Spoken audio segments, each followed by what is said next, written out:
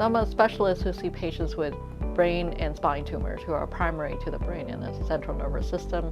I also have a subspecialty interest in neurofibromatosis and Schwannomatosis, which are also tumors that grow on the nerve and nerve linings of the brain and the central and peripheral nervous system. I manage their care, their symptoms related to their brain or spine tumors.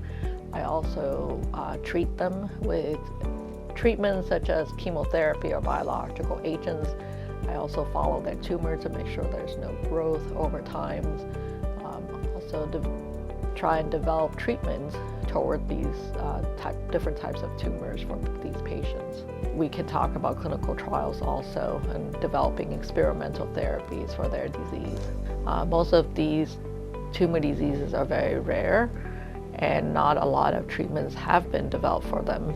You know, it's important to be able to find treatments for these patients, right? They come to me wanting a way to either control or even cure their disease. And therefore, we need to be able to do things like clinical trials. We always want to center our care around the patient, how we can best help the patient in their unique needs. But at the same time, we know that just taking care of them or checking their images or giving standard of care is not enough.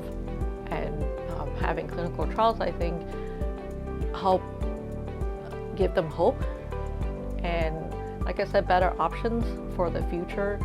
And it's also our job to try and figure out more and better treatments in the future. You know, we shouldn't stop at just caring for them in what we know that's existing.